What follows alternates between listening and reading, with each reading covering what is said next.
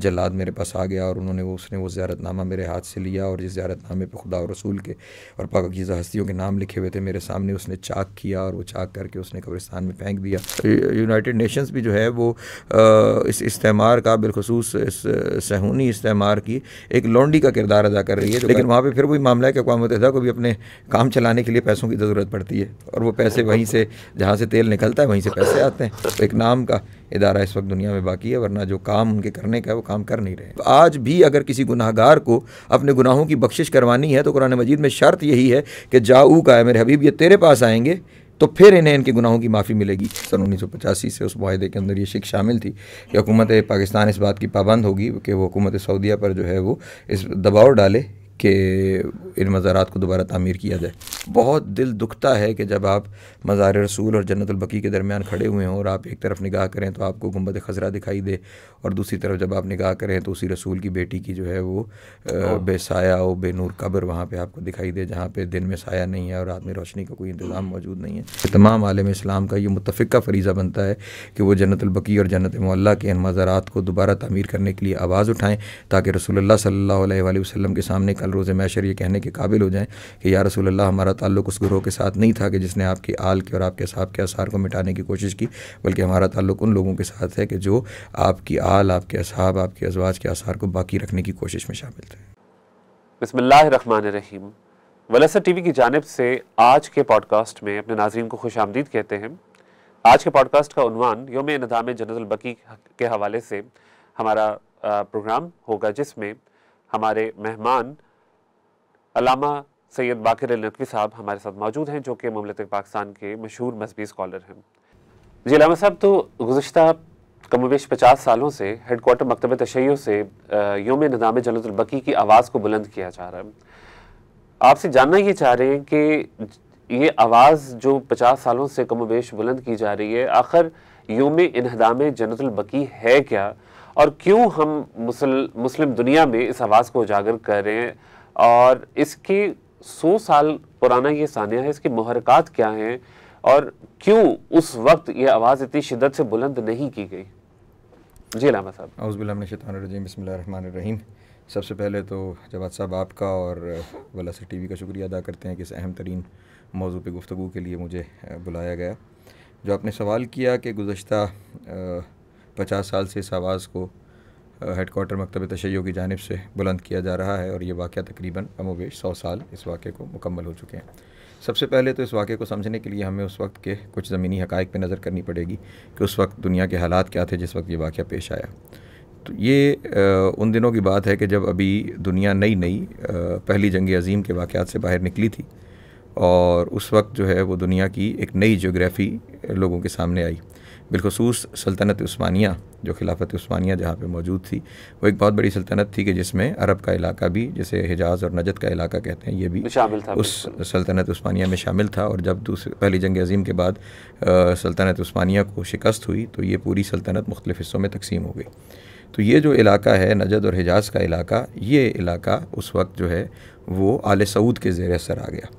वहाँ पे काफ़ी वक्त से जो है वो दो गिरोह, एक जो है वो अब्दुल वहाब नजदी के ज़ेर असर और दूसरा जो है वो आले सऊद के ज़ेर असर जो है, ये लोग पहले से उस पूरे इलाके में शोरशें बर्पा कर रहे थे। और फिर जंग अज़ीम के दौरान ये क्योंकि इस्तेमार के नुमाइंदे बन गए और फिर जब जंग अज़ीम इख्तिताम पज़ीर हुई और खिलाफत जो है वो मुख्तलिफ़ हिस्सों में तकसीम हो गई, तो ये इलाका जो है ये पूरे का पूरा एक हुकूमत की सतह पर इन लोगों के हवाले कर दिया गया, आले सऊद के हवाले। अभी भी वहाँ पर दो निज़ाम चल रहे हैं पैरेलल। एक जो गवर्नमेंट के सारे निज़ाम हैं वो आले सऊद के ज़ेर असर हैं और जो मजहबी सारे निज़ाम हैं वो आले वहाब के ज़ेर असर वहाँ पे चल रहे हैं। तो अब वो जितने मजहबी फ़ैसले होते हैं वो उसी जो है वो उस जो मोहम्मद इब्न अब्दुल वहाब साहब थे, उन्हीं के जो सोच और नज़रियात थे, जो इब्न तैमिया को फॉलो कर रहे थे, उन्हीं के मुताबिक मजहबी सतह के फ़ैसले वहाँ पे सारे किए जाते हैं। तो उनके नज़दीक क्योंकि मज़ारात पे जाना तो दूर की बात है, मज़ारात को बनाना या उन्हें बाकी रखना जो है वो बिद्दत के उसमें दायरे में आता है। तो उन्होंने अपने उस नज़रिए को अपनी उस सल्तनत में नाफिज करने के लिए सबसे पहला कदम ये उठाया कि उन्होंने जन्नतुल बकी के अंदर जो मुक़द्दस मज़ारात मौजूद थे, जिनमें बिलखुसूस दुख्तर रसूल हज़रत सैयदा फ़ातिमा ज़हरा सलामुल्लाह अलैहा का रोज़ा मुबारक, और जो 4 आइमा वहाँ पे मौजूद हैं, हज़रत इमाम हसन अलैहिस्सलाम, हज़रत इमाम ज़ैनुल आबिदीन अलैहिस्सलाम, हज़रत इमाम मोहम्मद बाक़िर अलैहिस्सलाम, हज़रत इमाम जाफ़र सादिक़ अलैहिस्सलाम। उसके अलावा जो है वो अज़वाज रसूल के मज़ारात वहाँ पे मौजूद हैं, असहाब रसूल के मज़ारात वहाँ पे मौजूद थे। उन तमाम मज़ारात को ढाने का प्रोग्राम बनाया। तो पाकिस्तान में उस वक्त जो तहरीक खिलाफत चल रही थी, यहाँ से बाकायदा एक वफ़द जो है जब यहाँ ख़बर पहुँची तो वो वहाँ पे गया और उन्होंने हुकूमत आले सऊद के साथ इस मामले में मुज़ाकरात किए। तो उस वफ़द को उन्होंने यकीन दिला के वापस भेज दिया कि हम ऐसा कोई अमल नहीं करेंगे। लेकिन जब वो वफ़द वहाँ से वापस आ गया तो उन्होंने वहाँ पर ये काम कर दिया और उन्होंने जन्नतुल बकी और जन्नतुल मुअल्ला के मज़ारात जो हैं उन तमाम मज़ारात को मिसमार कर दिया। डॉक्टर साहब यहाँ पे लामा साहब यहाँ पे एक चीज़ से आपसे पूछना चाह रहा हूँ कि यकीनन ये आपने बताया कि इब्न तैमिया की ये सोच थी, तो क्या इसके पीछे कुछ और अवामिल भी थे? क्योंकि ये एक दिन में तो नहीं हुआ, इसके पीछे यकीनन एक मुनज़्ज़म सोच थी और जो रफ्ता रफ्ता ये साहनिया हुआ, और बहुत ही मुख्तसर तादाद में ये लोग थे जो मतलब मुसलमान भी कह रहे थे। तो इतने बड़ी तादाद में मुसलमान मौजूद थे, खिलाफत उस्मानिया भी थी, बाकी भी, तो उस वक्त वहाँ से क्यों इस आवाज़ को बुलंद नहीं किया जा सका सही तरीके से? या कोई सुस्ती की या इस अवामिल की कोई वजह थी कि कोई खौफ था, कोई और वजूहात थी कि जिसकी वजह से वो शिद्दत इख्तियार नहीं की जा सकी कि इस साहने को रोका जा सकता उसी वक्त में? जी, मैं इस मामले पे आता हूँ, साहने को रोकने वाले मामले में। लेकिन जो आपने कहा कि ये कोई मुनज़्ज़म सोच थी, तो देखिए 2 चीज़ें होती हैं, एक चीज़ कहलाती है तारीख़ और एक चीज़ कहलाती है दास्तान। तारीख़ और दास्तान में जिस तरह दास्तान अमीर हमज़ा भी है और तारीख़ अमीर हमज़ा भी है, ठीक है, ये दोनों चीज़ें एग्जिस्ट करती हैं हमारे पास इस वक्त। अब इन दोनों में फ़र्क क्या है, दास्तान क्या है और तारीख़ क्या है? दास्तान उसे कहा जाता है कि जिसके कोई आसार बाकी ना हो, तारीख़ उसे कहा जाता है कि जिसके आसार हमें बाकी मिल जाए, ठीक है। मसलन अगर आप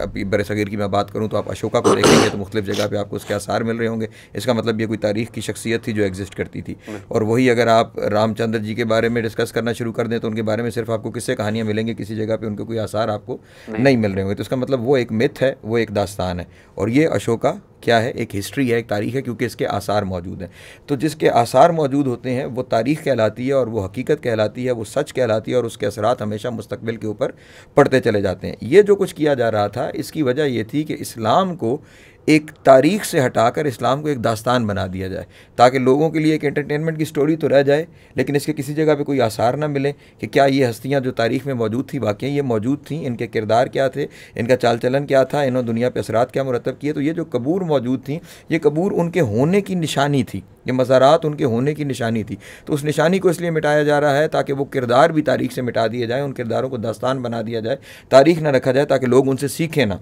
लोग उनसे कोई बात समझे ना। हालांकि कुरान मजीद का ये तरीक़ाकार रहा है कि कुरान मजीद माजी की इन तारीख़ के वाक़यात को, कुरान मजीद में आप देखें तो आपको अंबिया के जितने वाक़यात हैं वो तारीख़ की सूरत में मिलते हैं और फिर उनकी मुख्तलिफ़ जगह पर निशानियाँ भी मिलती हैं। मसलन हज़रत इब्राहीम अलैहिस्सलाम का वाक़या बयान किया गया तो सफ़ा मरवा बतौर निशानी वहाँ पर मौजूद है आज। तो जहाँ जहाँ निशानियाँ मिलती हैं वहाँ तारीख़ मिलती है और उसी के ऊपर फिर आइंदा आने वाली नस्लें अमल करके जो है वो नसीहत हासिल करती हैं और अपनी रास्ते मुअय्यन करती हैं। ये फ़ौरन रसूल अल्लाह सल्लल्लाहु अलैहि वसल्लम के बाद ये सोच डेवलप करना शुरू हो गई थी कि हम इन तमाम आसार को मिटा दें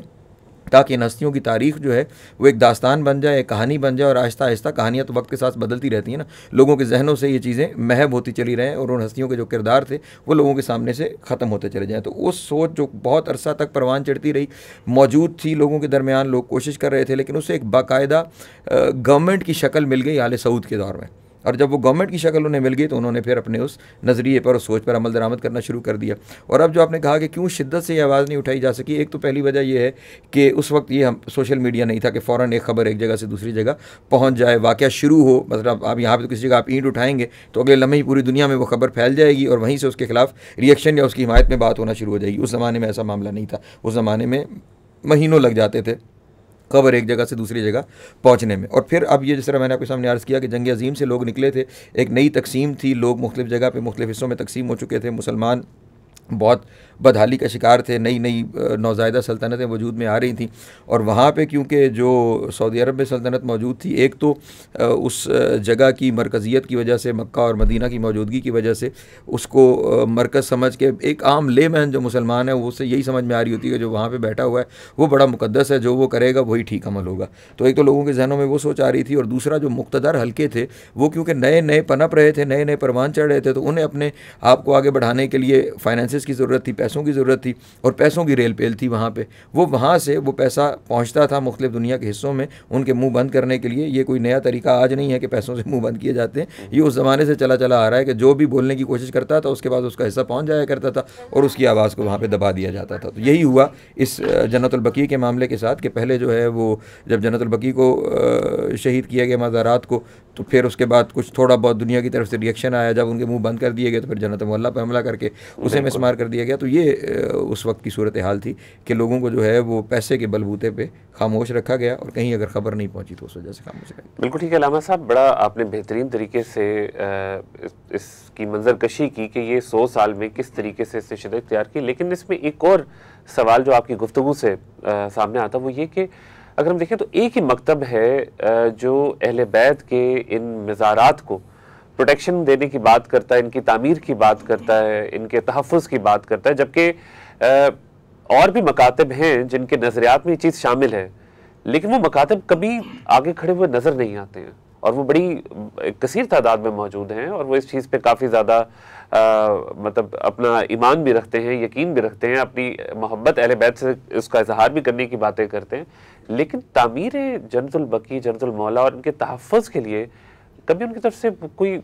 आवाज़ बहुत बुलंद नहीं, इसकी क्या वजह आपको लगती है? देखिए, ये तो पहले दिन से जो है वो रोज़े रोशन की तरह ये बात अयां है कि बाद रसूल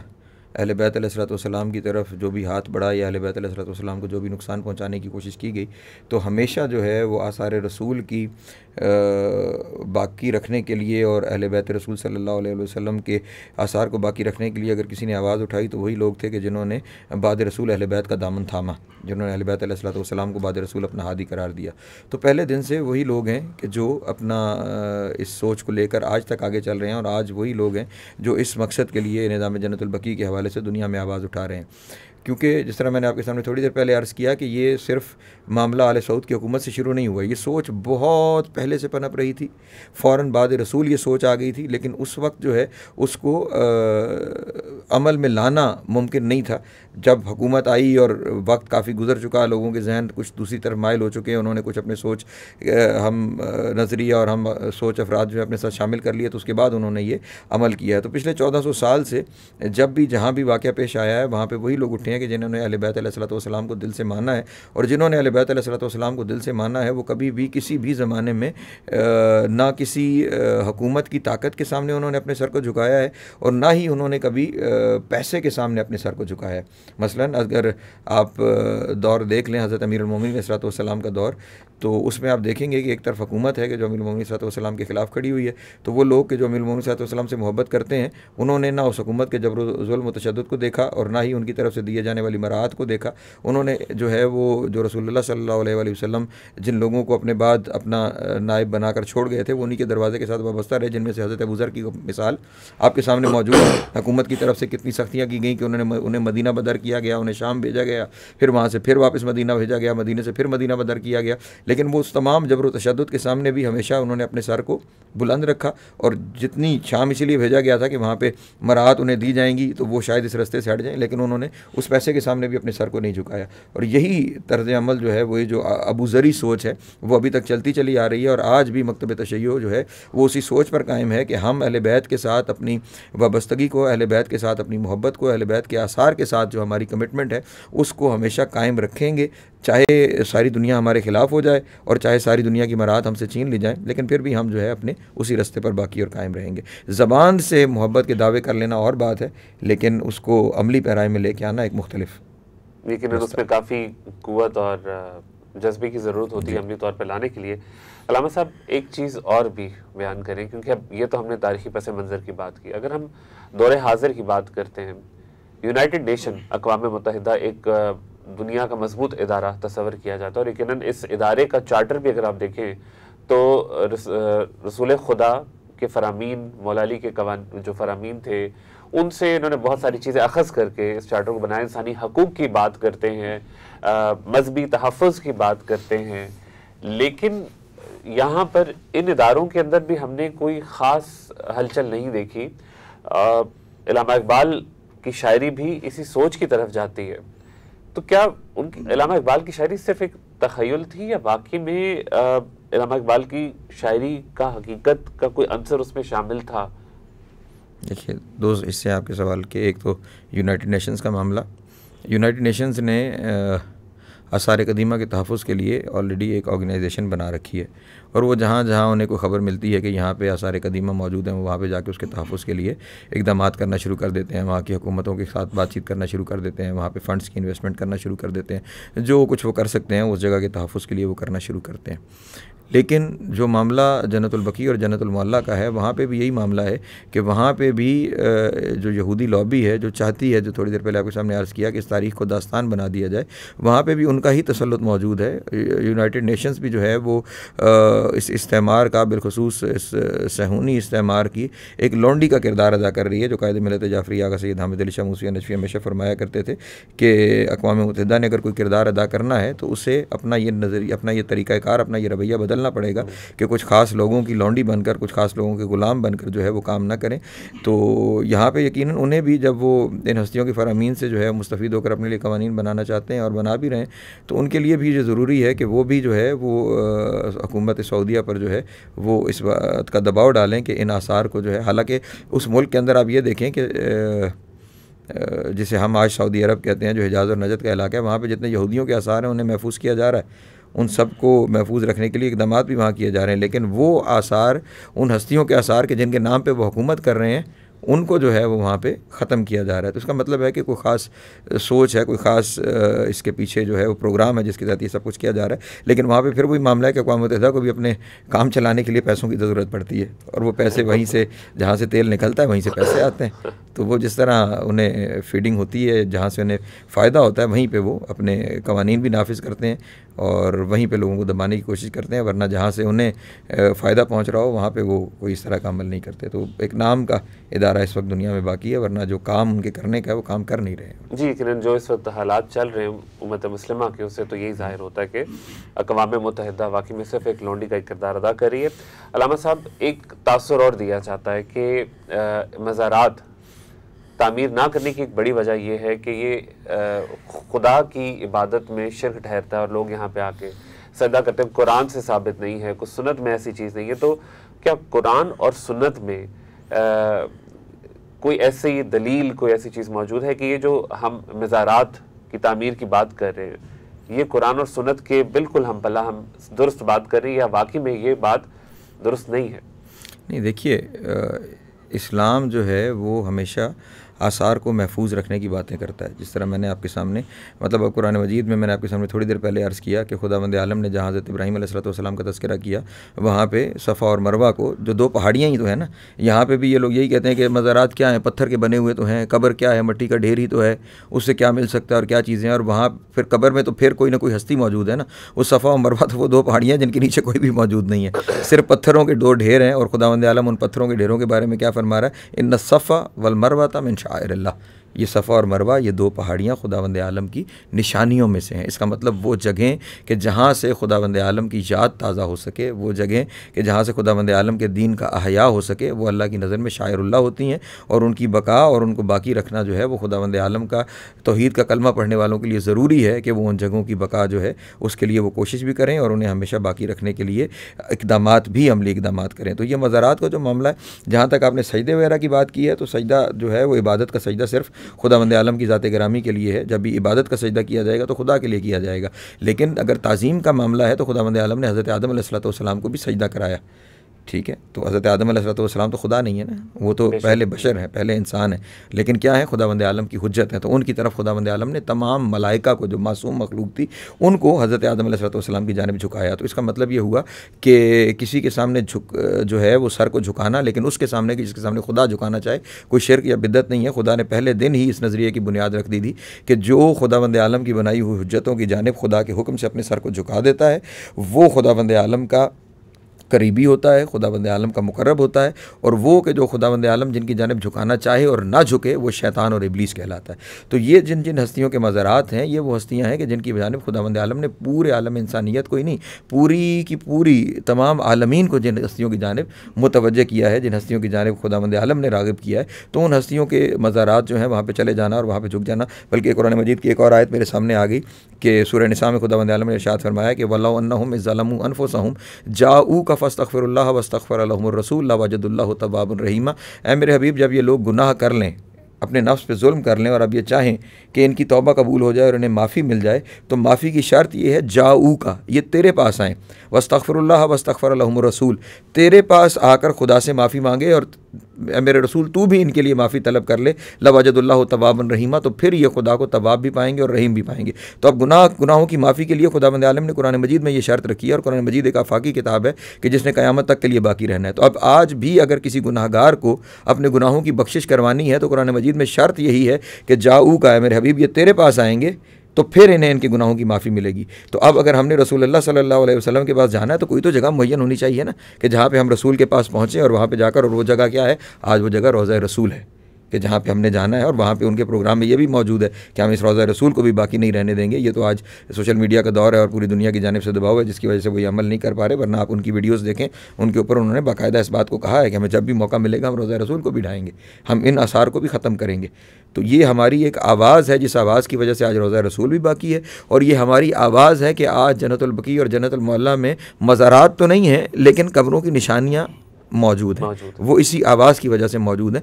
तो खुदा ने हमें कुरान मजीद में मुतवज्जे कर दिया है कि जब तुमसे कोई गुनाह सरज़द हो जाए तो आपको इन हस्तियों के हुजूर जाके पेश होना है, और ये अगर आपके लिए माफ़ी तलब करेंगी तो फिर जो है वो खुदावंद आलम आपको माफ़ करेगा। तो इसका मतलब इनके मज़ारात भी ज़िंदा हैं और ये भी ज़िंदा हैं कि जिनके हुजूर हमें जाके पेश होना है अपनी माफ़ी के लिए, अपनी मग़फ़िरत के लिए, अपनी तौबा के कबूल करवाने के लिए। बिल्कुल ठीक है अल्लामा साहब। अब यहाँ पे हम एक और चीज़ ये देखते हैं कि जब भी हम जन्नतुल बकी के हवाले से या तहफ़्फ़ुज़ शायर अल्लाह के हवाले से आवाज़ उठाते हैं तो ये आवाज़ ज़्यादातर मज़लूमियत की जानिब से उठती है, और दुनिया में एक असूल है कि लाठी उसकी चलती है जिसके पास कुव्वत और गलबा हो। तो क्या मज़लूमियत या सब्र के साथ इस आवाज़ को उठाया जारी रखा जाए, या कब तक एक कुव्वत के सामने हम डटे रह सकते हैं? क्योंकि आपको पता है कि जो ताकतें इंटरनेशनली इसके अगेंस्ट काम कर रही, उनके साथ सब्र के साथ खड़े रहना आजकल बड़ा मुश्किल होता जा रहा है। इस हवाले से आप क्या कहेंगे? देखिए, तारीख़ में हमेशा तज़किरे जो हैं वो मज़लूमीन के ही महफूज रह जाते हैं। ज़ालिमीन का हमेशा तज़किरा जो है वो बड़ा मुख्तसर तज़किरा होगा और बहुत ही बुरे अल्फाज में उसका तज़किरा किया जाएगा। हमेशा तज़किरा जो है वो मज़लूम का ही बाकी रहेगा। आप तारीख़, इंसानियत की तारीख़ उठा के देखें, आपके सामने जो तज़किरे महफूज रह जाएंगे वो तज़किरे सिर्फ़ उन्हीं लोगों के होंगे कि जिन लोगों ने कुर्बानियाँ देकर अपने मिशन को, अपने मकसद को बाकी रखा है, जिनमें सर फ़हरिस्त हज़रत इमाम हुसैन अलैहिस्सलाम की ज़ात गिरामी है कि जिनके सामने एक सल्तनत थी कि जिस सल्तनत में सूरज गरूब नहीं होता था, और यहाँ पर 72 अफराद जो है उस सल्तनत के मुकाबले में उठे थे। लेकिन आज दुनिया में हर हुर्रियत की आवाज़ उठाने वाला, वो किसी मज़हब से हो, वो किसी मसलक से हो, वो किसी कौम से हो, वो किसी इलाके से हो, वो अपना हीरो जो है वो इमाम हुसैन अलैहिस्सलाम को करार देता है। तो इसका मतलब ये है कि मज़लूमियत की हमेशा फ़तह होती है और मज़लूमियत ही तारीख़ पर असरात मुरतब करती है। तो इसलिए हमने मज़लूमियत का ही रास्ता इख्तियार किया है और इसी रास्ते को लेकर हम आज तक आगे बढ़ रहे हैं। जहाँ तक आपका ये कहना है कि कब तक जो है वो हम सब्र का दामन थामे रहेंगे और कब तक जो है वो सब्र के ज़रिए हम जुल्म के ख़िलाफ़ डटे रहेंगे, तो जब तक ये आयत मौजूद रहेगी कि अल्लाह मअस साबिरीन, उस वक्त तक जो है वो साबिरीन सब्र के साथ डटे रहेंगे और हमेशा जो है वो जुल्म को सरनगू करते रहेंगे। ज़बरदस्त, बेहतरीन आपने इस ख्यालात का इज़हार किया। अल्लामा साहब, एक और चीज़, अब क्योंकि जब हम योम निज़ाम जन्नतुल बकी की बात करते हैं तो जो आकाए मूसवी की काविशें हैं वो हमारे सामने आती हैं कि किस तरह अपनी आवाज़ को पूरी दुनिया में बुलंद किया, और यकीनन ये सेहरा भी आकाए मूसवी के सर जाता है कि उन्होंने जिस अंदाज से जन्नतुल बकी की मज़लूमियत को उजागर किया और ज़िंदा किया, और यकीनन वो बेसर समानी और गुर्बत में अपनी मदद आपके तहत, जबकि बैनुल अक़वामी क़ुव्वतें भी इसके ख़िलाफ़ थी। तो इस इशू पे बात जब हम करते हैं तो ये हर साल उजागर होता गया, मसला आगे बढ़ता गया, तामीर करो जन्नतुल बकी तामीर करो। 4 बड़े आज़मों से हर साल आवाज़ बुलंद होती है, बेशतर ममालिक से आवाज़ बुलंद। क्या ये क़ुव्वत फ़िक्र व मार्फत का इसकी वजह थी, या इस पे कोई आपको लगता है कि ताईद रूहानी या गैबी शामिल थी? जी, थोड़ी देर पहले आपके सामने तज़किरा किया हज़रत अबू ज़र का, वो शख्सियत के जो नाम तो अबू ज़र है लेकिन दुनिया के हवाले से बेज़र हैं। ठीक है, पास कोई मालो दौलत मौजूद नहीं है, हुकूमतें उनके ख़िलाफ़ हैं, उन्हें जो है वो मुल्क बदर किया जा रहा है, सब कुछ उनसे छीना जा रहा है, लेकिन वो ज़्यादा हक़ से हटने के लिए तैयार नहीं है। और जब वो ज़्यादा हक़ से नहीं हटते तो फिर यकीनन वो हस्तियाँ के जो जिनके बारे में खुदावंद आलम ने इरशाद फरमा दिया कि खुदावंद आलम के रसूल ने इरशाद फरमा दिया कि अल हक़्क़ु मा अलिय्यन व अली माल हक़, तो फिर हक़ की तायीद जो है, जो जिसके साथ हक़ है उसकी तायीद यकीनन शामिल हो जाती है। तो कायद मिल्लत जाफ़री आगा हामिद अली शाह मूसवी नजफ़ी जो हैं वो उसी सीरत अबू ज़री पे कायम रहे कि बेसर व मानी के आलम में भी उन्होंने कभी भी अपनी हक़ गोई को तर्क नहीं किया। और जब आप हक़ गोई को तर्क नहीं करते तो वो कि जिन्हें खुदावंद आलम ने हक़ के साथ करार दिया है, उनकी तायीद, उनकी जो रूहानी मदद है वो यकीनन साथ शामिल हो जाती है। और ये आका मूसवी की एक, जिसे आप कहें कि एक उनकी एक विल पावर थी, एक उनके अंदर वो डट जाने का एक जज्बा मौजूद था जो उन्होंने पहले दिन से ही इरशाद फरमा रखा था कि हम हमेशा हक़ के रास्ते पर कायम रहेंगे, चाहे दुनिया जो है वो साहब हुसैन की तरह हमारा साथ दे या साहब मुस्लिम की हमारा साथ छोड़ जाए, हम हमेशा जो है इस हक़ के लिए आवाज़ उठाते रहेंगे और हक़ के रास्ते पे कायम रहेंगे। तो वही अपने उन बुज़ुर्गों की सीरत पे अमल करते हुए आका मूसवी ने ये नहीं देखा कि हमारे पास माल दुनिया मौजूद है या नहीं है, हमारे पास हुकूमतों की तायीद मौजूद है या नहीं है, या हुकूमतें हमारे ख़िलाफ़ काम कर रही हैं। वो अपने हक़ के रास्ते पे हमेशा कायम रहे, चाहे कितनी सोबतें उठानी पड़ी, कितनी मुश्किलात उठानी पड़ी, कितनी दुश्वार तरीन रस्तों से गुजरना पड़ा, लेकिन उन्होंने अपनी इस आवाज़ को, कि जो ख़ुद उनकी जद्दा जनाब सैयदा के हक़ के लिए आवाज़ थी, जो इस्लाम की सरबुलंदी की आवाज़ थी, उन्होंने हमेशा उस आवाज़ को सरबुलंद रखा। और यकीनन जब कोई हस्ती जो है वो अपनी ज़ात को पसे पुश्त करके और इस सारे सिलसिले को आगे बढ़ाती है तो फिर यकीनन उन हस्तियों की तरफ से और खुदावंद आलम की तरफ से तायीद शामिल हो जाती है। और यकीनन आका मूसवी के साथ वो तायीद शामिल थी, जिसकी वजह से आप देखें कि एक जगह पर बैठकर, एक बड़ी मुख्तसर सी जगह पर बैठकर उनकी आवाज़ पूरी दुनिया में फैल गई। और आज हर जगह से, हर दुनिया के हिस्से से जो है, जो एक कमरे से आवाज़ उठी थी, तामीर करो तामीर करो, जन्नतुल बकी तामीर करो, आज दुनिया के हर खित्ते से, हर गोशे से, हर कोने से वो आवाज़ उठ रही है। ये यकीनन उनकी विल पावर और उनकी अपने इस्तिकामत और जो उनके साथ तायीद गैबी थी उसी का नतीजा है कि आज ये आवाज़ पूरी दुनिया में मौजूद है। बिल्कुल अल्लामा साहब, एक और चीज़ के इस नज़रिए में शिद्दत बेतहाशा मौजूद थी, लेकिन अब दौरे हाज़िर में हम देखते हैं तो वो आप कह लें कि सोच जो इस की वजह बनी इन्हदाम की, अब उसमें हमको थोड़ी सी तब्दीली भी महसूस कर रहे हैं। कोई कुछ नरमी सी है ख़बरों में, अगर हम देखें उनके जो काम है, एक्शन है, उनको देखें तो कुछ चेंज आ रही है। ख़ासकर उस खित्ते की अगर हम बात करें जहाँ पे ये हमारे सारे हमारे मज़ार मौजूद हैं, तो आपके ख्याल में क्या तजावीज़ देंगे कि अब इस दौरे हाज़िर में हमें अपने योम इन्हदाम जन्नतुल बकी की जो तहरीक है,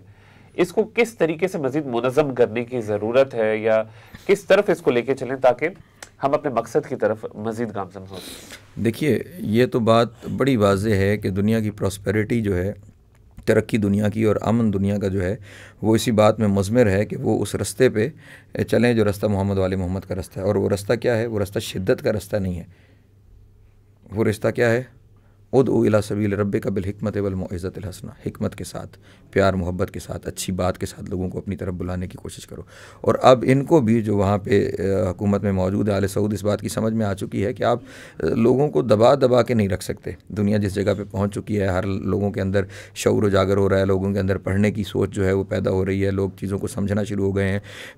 लिखी हुई चीज़ों से ज़्यादा थोड़े से आगे बढ़ के लोग चीज़ों को रैशनली सोचना शुरू हो गए हैं। तो अब उन्हें भी इस बात की समझ आना शुरू हो गई है कि जो नज़रिया हम लेके चल रहे थे, सख्ती का नज़रिया, शिद्दत का नज़रिया, वो नज़रिया ज़्यादा देर तक बाकी नहीं रह सकता। तो अब उनके रवैयों में भी नरमी आना शुरू हो गई है, वहाँ पे तब्दीलियाँ आना शुरू हो गई हैं, सोशली भी तब्दीलियाँ आ रही हैं, मजहबी सतह पर भी तब्दीलियाँ आ रही हैं, क्योंकि अब उन्हें नज़र आ रहा है कि जहाँ से उनका पैसे का सोर्स था, वो सोर्स तो आहिस्ता आहिस्ता ख़त्म होता चला जा रहा है। तो अब हमें मल्टीपल सोर्सेज क्रिएट करने हैं। उन मल्टीपल सोर्सेज को क्रिएट करने के लिए हमें अपने रवैयों में नरमी लेके आनी पड़ेगी, और वो नरमी आपको पिछले कुछ अरसे से नज़र आना शुरू हो गई है। तो अब यहाँ पर भी ये आवाज़ जो है, इसको तो आलमी सतह पर हमेशा हमने बुलंद करना है, जब तक कि वो मज़ारात तामीर नहीं हो जाते। हर शख्स तक हमने अपनी बात को पहुँचाना ज़रूर है। लेकिन इसके साथ साथ जो है, अब जिस तरह वहाँ पे सोच की तब्दीली पैदा हो रही है, तो सिफारती सतह पे जो है वो वहाँ पे भी हमें बातचीत उनके साथ ज़रूर करनी चाहिए, उनके साथ ख़त किताबत करनी चाहिए, हमारे वफूद को उनके साथ जाके मुलाकात करनी चाहिए, और इन मज़ारात की दोबारा जो है वो तामीर से उनको जो फ़ायदे पहुँच सकते हैं, उन फ़ायदों से भी उन्हें आशना करना चाहिए, ताकि जो है वो जल्द अज जल्द ये मुक़द्दस मज़ारात दोबारा तामीर हो सकें और फिर से जो है वो उम्मत मुस्लिमा जो है वो सरबुलंदी के सफ़र पर निकल सके। बिल्कुल ठीक है अलामा साहब। इसमें एक और चीज़ फिर हमारे पास आती है कि हुकूमत पाकिस्तान के साथ तो तहरीक नफाज़ फ़िक़्ह जाफ़रिया का पहले से एक तयशुदा माहिदा मौजूद है, जिसमें जन्नतुल बकी की तामीर के हवाले से भी हमने चीज़ें मनवाई हुकूमत से, उनको बताया गया। मगर आगे बढ़ने के लिए अज़्मत रफ्ता की इन मज़ारात की बहाली और शान शौकत के एजेंडे पर कायम रहने के लिए आपके ख्याल में कौन से फॉलोअप करने की ज़रूरत है ताकि हम बेहतर तरीके से आगे बढ़ सकें? देखिए, ये जो आपने जिस माहदे का तज़किरा किया, मूसी जुनेजो माहदे के नाम से सन 1985 से उस माहदे के अंदर ये शिक शामिल थी कि हुकूमत पाकिस्तान इस बात की पाबंद होगी कि वो हुकूमत सऊदीया पर जो है वो इस दबाव डाले कि इन मज़ारात को दोबारा तामीर किया जाए।